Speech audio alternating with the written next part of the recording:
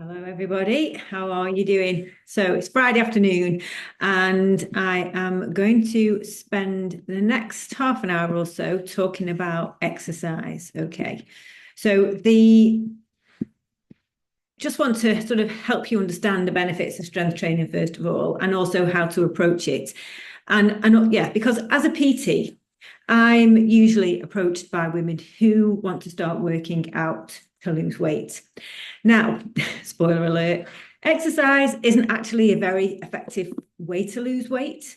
And how I sort of advise people to think about things is think about food as the primary area you need to focus on for weight loss, okay? Because that's going to have the biggest impact. And when you're thinking about exercise, exercise for strength, for the muscle gain, for the cardiovascular health, for your mental health, for the mobility and flexibility, etc. Because one of the things that people do as a general trait is we overestimate how many calories we're burning using exercise, and we underestimate how many we're eating. So what happens quite often is we think we've done a workout, so we go and eat something, we very likely will eat more calories than the workout. And strength training, if you did hours of cardio, yes, you do burn a lot of calories, that's a fact. But quite often what happens is we then compensate by being less active later on.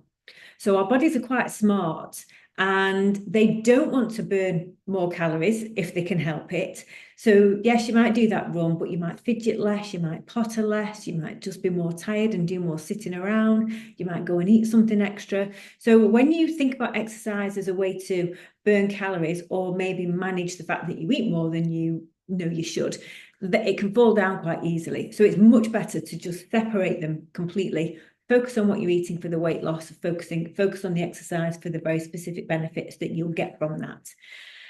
Now, I'm going to just sort of talk about strength training primarily because, as I've mentioned or alluded to so far this week, it's one of the most important things that we can do as midlife women. And big question that I often get is, does other type of exercise build strength? If you do Pilates, will you get stronger? If you do yoga, or if you go running, etc. The answer is yes. Everything will build some type of strength, I should say, to a degree, but not as much as as well-rounded as strength training. And what I mean about that, if you run, you'll get strong legs, but you won't necessarily get a strong back or strong shoulders. Okay, so what strength training does, it allows you to ensure that you're staying strong in every muscle in your body. And also, Pilates and yoga can be very well rounded in terms of addressing a lot of issues. But in terms of just the data, if your primary goal is to get stronger, doing strength training is the best use of your time or your money if you're investing in it. Okay. It's proven to get you stronger than other disciplines. Okay. And the thing that we just need to be mindful of with strength training as well is, as middle-aged women, hate to say it, I can't believe how many times I described that, and I can't believe that I actually fall into that classification. But we don't have, when we have less estrogen. Estrogen is a hormone that builds muscle. Now, I don't take HRT. I don't know what everyone else does, but likely, we don't have as much estrogen in our bodies as we did when we were younger. So what's happening now is we have to put our muscles under more stress because we don't have the hormones inside of us to make these changes. We have to put the stress on from the outside to make these changes happen.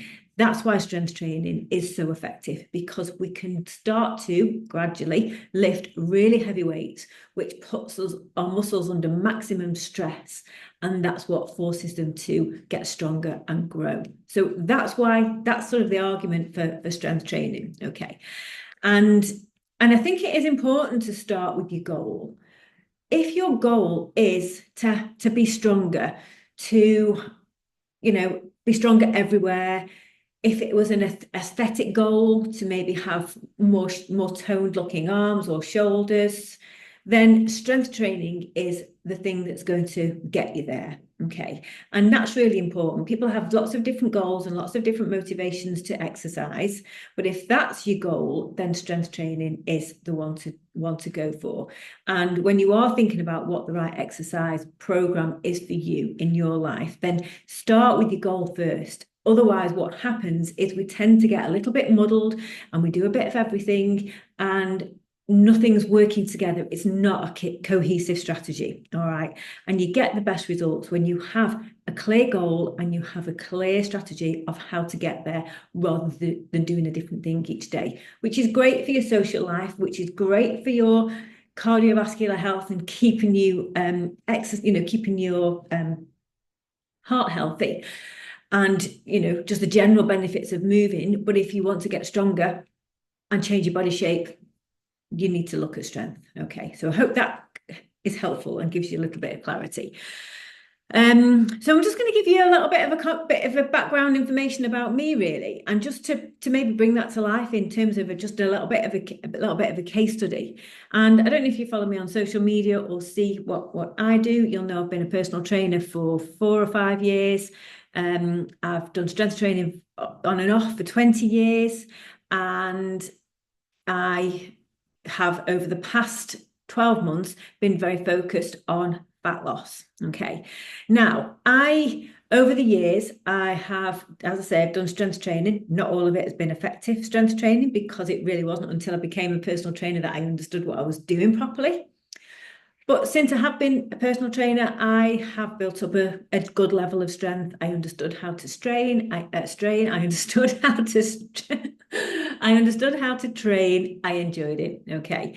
Now, there were times when I didn't have an awful lot of structure and I just enjoyed playing, and menopause was a little bit of a phase like that for me, or some parts of perimenopause where I guess my motivation dipped a little bit, and just to do anything was good enough rather than have myself in a very rigid program.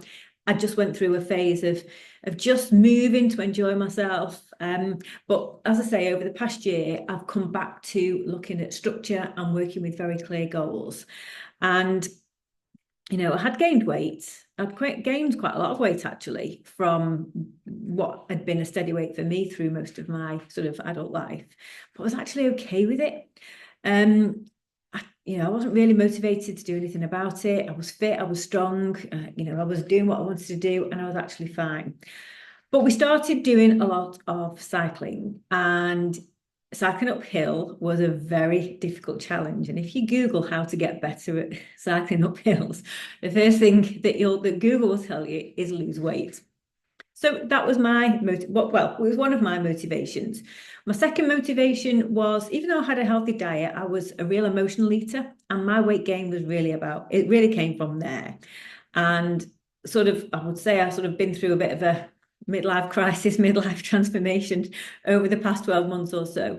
And I just really wanted to get rid of that habit, because what I felt like that was keeping me stuck. And I didn't like to be the sort of person who, was stressed and was a little bit anxious. And the first thing I did would be to go and eat in the fridge and comfort myself with food. That didn't align with who I was or who I wanted to be. So that was something that I wanted to one of my motivators as well.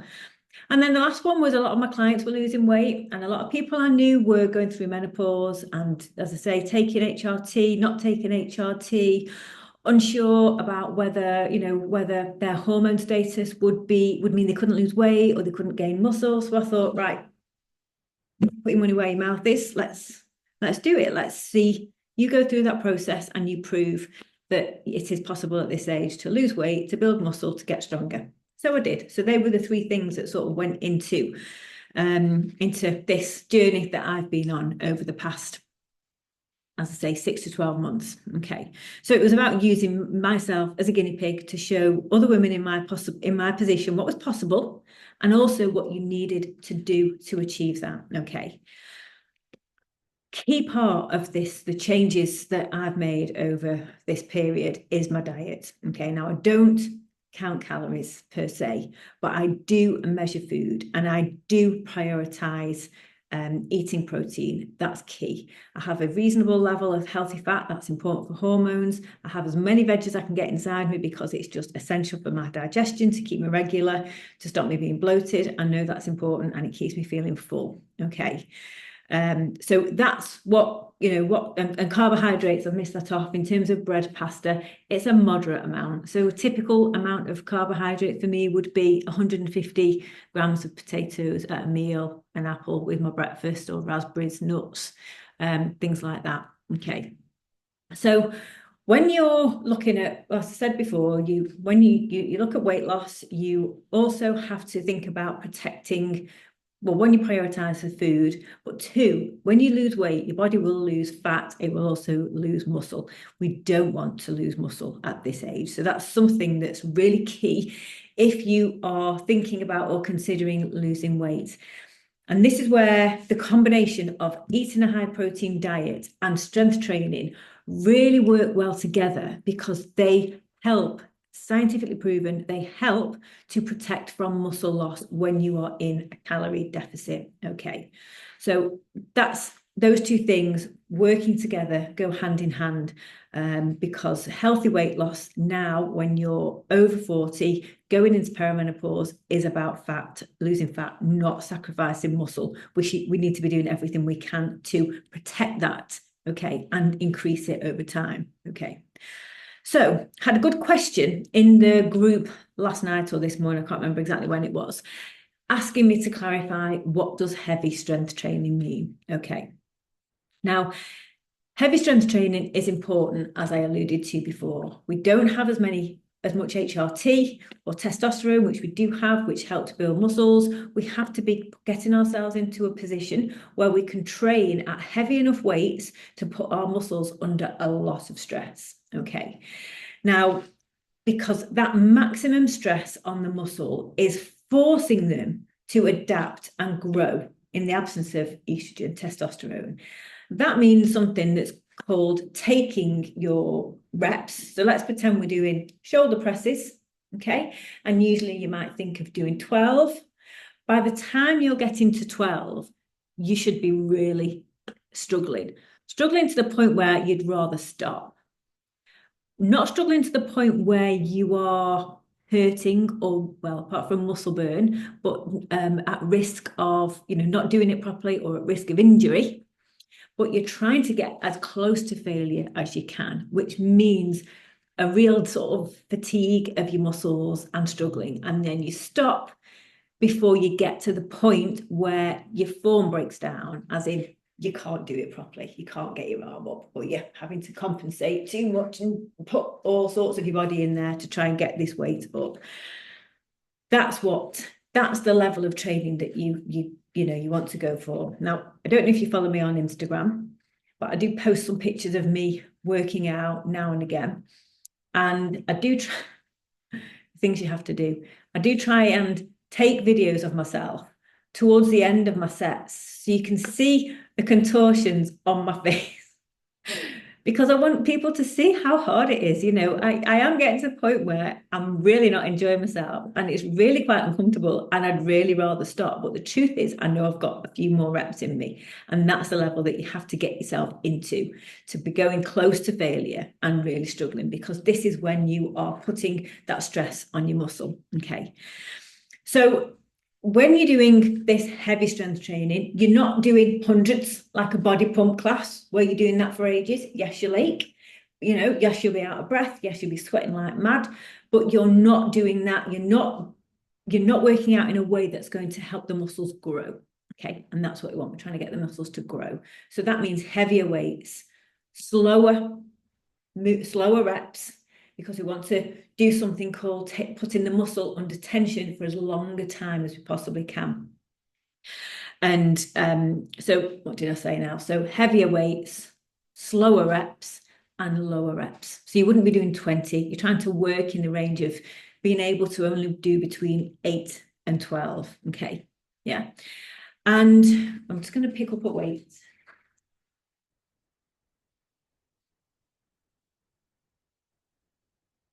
Now, one of the things that's important about heavy strength training is we're working the muscle in two different ways. Okay, so I'm going to imagine I'm working a bicep. Okay, so if you think I'm going to be bringing the weight up, which is making this muscle shorter, and then as I come out, this muscle is getting longer.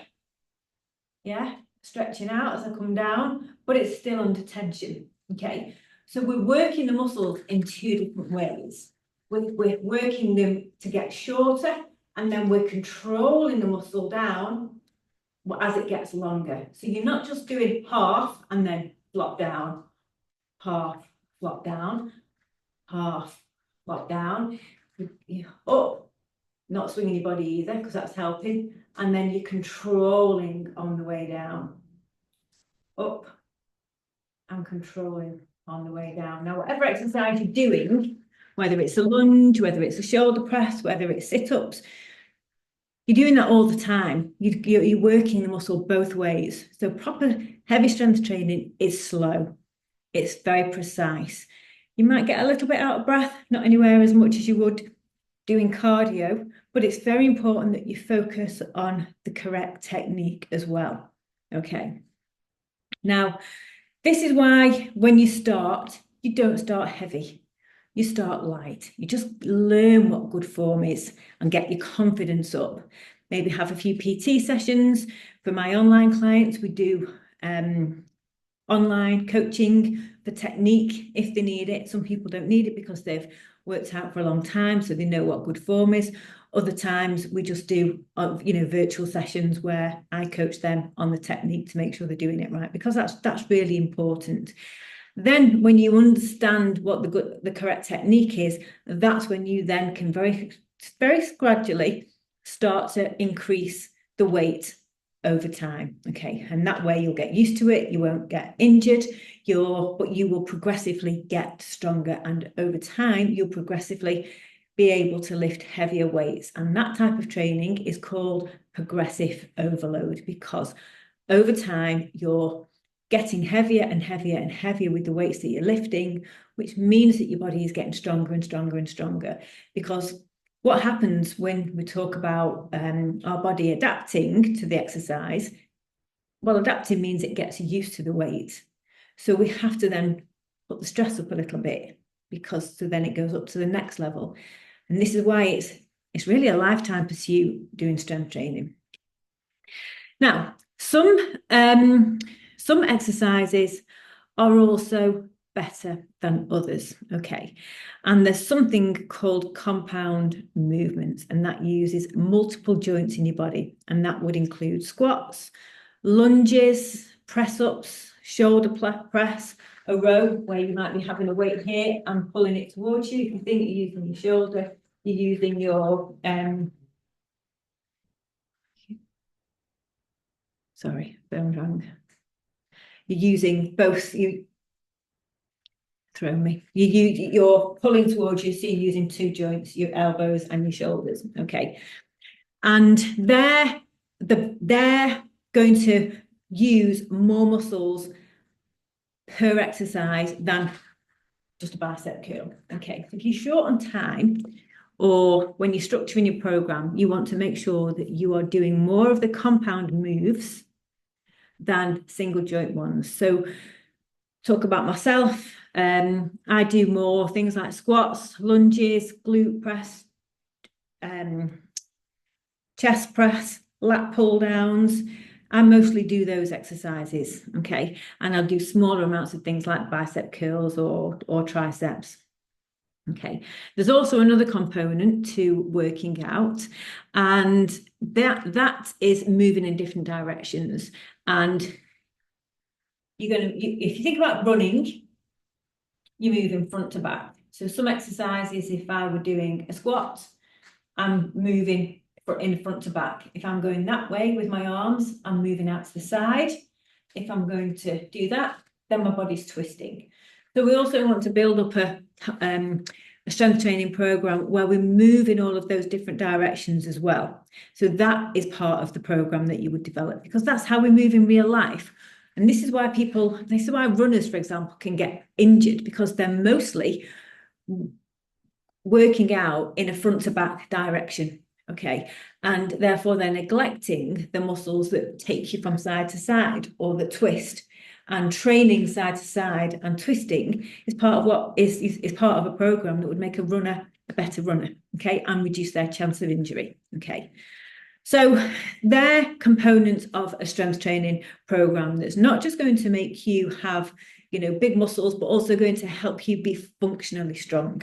Because what we need to do, if we neglect a certain part of our body, then we have a weak part, and we're only really as strong as the weakest link. So it's a long process over time to, you know, as you get familiar with your body and as you get into the strength training and more used to how your body moves, you do start to build up a better understanding of how you work and how your body is, which is actually a lovely part of strength training. Okay. And nearly everyone that I work with gets to that point quicker than they think. And women are actually really good at that and really intuitive at understanding the body. So that's fantastic, which is what we need because we want to be strong everywhere. Okay. So how do you get started? That's the $1,000,000 question. So if you, one of the way, so if you're a complete beginner, okay, then I always say 2 sessions a week is enough. If you can only fit 1 session in, then it's better to pick something that you can achieve. But 2 sessions is ideal, okay? And short sessions are fine as well. So if you don't have a lot of time, it's probably better to do 2 15-minute sessions a week than none. And I know people who've found that a brilliant way to start because it just takes the pressure off. Because the first thing that we're trying to do is get into a habit of exercising more than anything else. Okay, that's our stage 1 goal, get into the habit of doing it, right? So, you know, that means that to begin with, you're going to do some basic exercises, like I said, shoulder press, squats, maybe lunges, depends on how fit you are. But you can do a version of every exercise depending on, you know, for a beginner or if you're very unfit or never done it before. But it's more important to think in terms of getting into that habit and building up that regular routine. Then as you get into the routine and you're maybe doing your 2 sessions a week and you're 3 or 4 weeks in, you're going to start to become a lot more confident in the exercises. At first, they might feel unfamiliar, you might feel a little bit awkward, but then as you continue to move, you'll be like, get it. Yeah, I know, I can feel that. I can feel that's right. I know what I'm doing.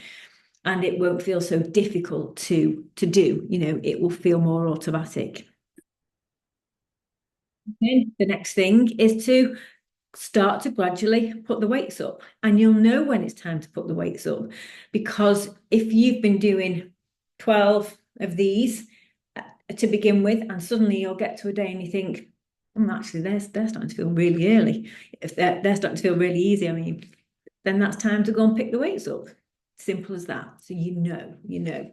Okay, so we very gradually then start to increase the weights.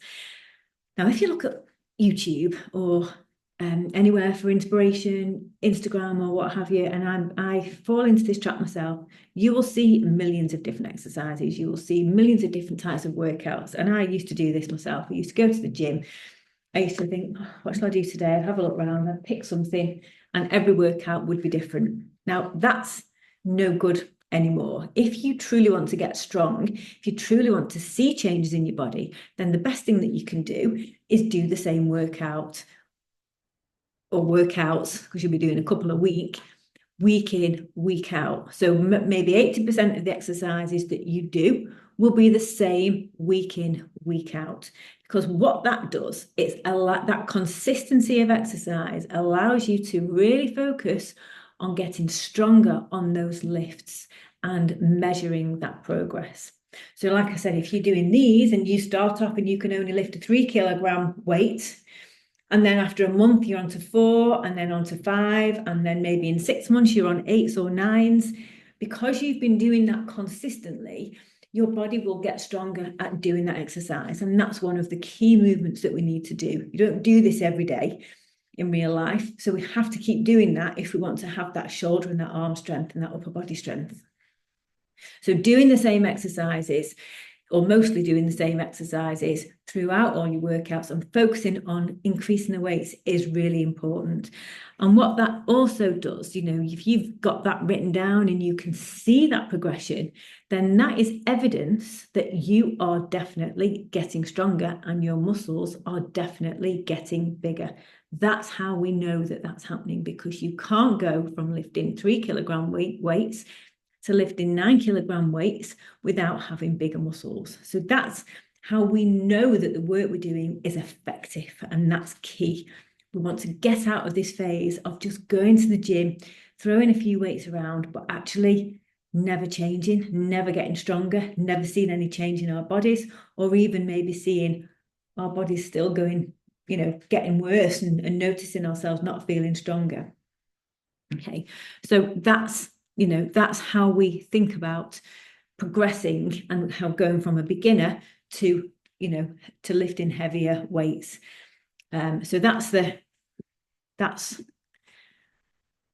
key thing there. Okay, now then, I just want to talk a little bit about body recomposition, because people have a goal quite often of wanting to get more toned.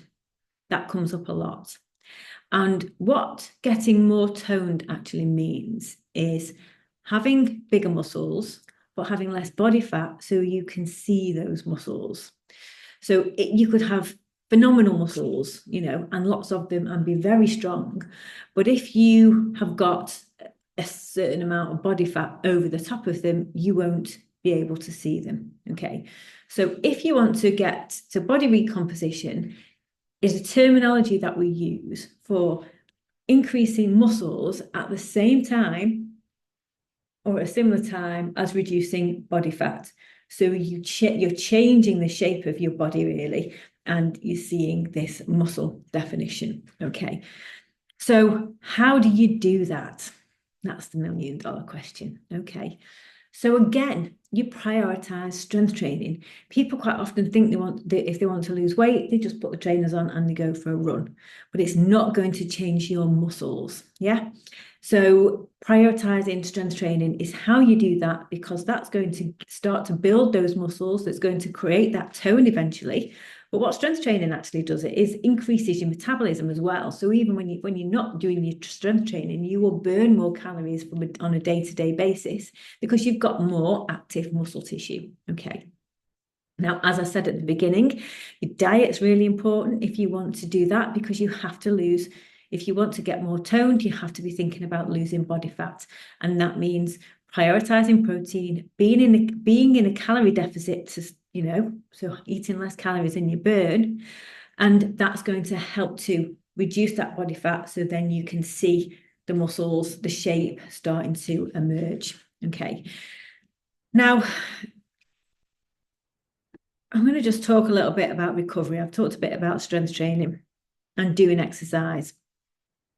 And one of the things that at this age that is key is that rather than thinking we have to be doing something every day and more is more, it's actually not. The idea is to work as hard as you can when you exercise. So you're having really intense sessions, okay, but then having very easy days in between, yeah? This constant exercising all the time is actually too stressful on the body, and it doesn't allow us to recover, which is vital, because when we're doing the work to put stress on our muscles, we're actually creating damage in the muscles, like micro damage, like tears, and we have to give our bodies time to recover, which is how we repair and rebuild those muscles and how we get stronger. But that repair phase only happens when we're not working out, okay? And it can feel counterintuitive, especially if you are really unhappy with weight gain and you just feel that you have to be doing stuff all the time. It can be quite a difficult mindset shift to go from feeling like that to actually doing really hard workouts and then doing nothing and having a day off. But it's amazing. That's how I do it. And it's brilliant. You get your life back. You don't have to feel like you're in the gym all the time. And so that means getting rest. Prioritizing your sleep. Your muscles grow and repair and grow when you're asleep. It's about drinking enough fluid, stretching, mobility work. I have a massage every month. That really helps. Now, how long does it take to see results? Now, well, firstly, forever is the correct answer, because muscles they come with a use it or lose it policy. As soon as you stop, or within 6 weeks of stopping, your strength will start to go. So you do have to recognize that if you want to be strong for life, you have to be prepared to work out for life. Okay. But if you're thinking about results from where you are now, it depends. Everyone's different, to be perfectly honest. But if you don't do any strength training now and go into a high protein balanced diet like the one I've put on the program is very different to what you eat now, then you'll actually see much bigger changes and potentially quicker, especially if you're very disciplined with the diet. Okay. Whereas if you've worked out for a long time and you follow a very similar eating protocol, then you won't see changes as fast. They'll take longer. Okay. Now, if I use myself as an example, I built a good foundation of strength. So when I went into a weight loss phase, then some of the strength and the muscles were already there. Okay. And as I say, I had that very specific goal for 6 months to lose fat and gain and protect my muscle. But once I hit that goal weight, which I'm pretty close to now, I'll be changing my focus anyway. And that's because I'm training for a big event. I've got a 48-hour sort of 100-mile cycle, walk, kayak in September. So it's going to be lots of hills, hence the weight loss on the bike, and running and up hills, and then kayaking on windy locks. So it's going to be a big endurance test. So I'm going to I'll still continue with my strength training, but I'll also introduce some specific exercises and workouts to help me prepare for that event. Okay. And that means that my training is constantly evolving. And that's true of strength training. Once you get yourself to a base level of being able to perform exercises well and build a good level of strength, then you're going to feel that you're ready for a different type of challenge. Okay. Who knows what that is right now? Get to the first stage, and then you sort of open up this huge possibility of things that this lovely, strong, functional body can actually do for you that it couldn't do before. So the world then tends to be your oyster. And you might, one of the things that I really encourage people to do is set themselves little challenges, whether that's, a walking based challenge, or being able to do a certain number of press ups or pull ups, or, different challenges for different stages in your journey. Then that means that your training will be able to constantly evolve. And also it helps you keep your mind happy as well, because these little challenges keep things feeling fresh and interesting, and gives your exercise and your workout regime purpose. But it also becomes more than just you slaving away in the gym to look a certain way, because I feel like, well, I know for sure that's not my motivation anymore. When I was younger, I would have chopped my leg off to have thin legs and a six pack. I mean, now I just feel sorry for myself that that's how I thought for so long. Now I'm thinking of working out so I can get up a hill faster when I'm camping in a field for 2 days, wondering why I've done it. But that's what we're doing all this for. And that gives you not just a nice strong body that you feel that you move well in, it also opens up a whole new world for you to enjoy. Okay, so that's my one-on-one on strength training. So I hope that gives you some information. I have been trying to keep these to half an hour, and I know I've failed on this, so apologies. But if you do have any more questions, then just put them in the group and I'm very happy to answer them. All right. Thank you very much for watching, and I'll see you soon. Bye.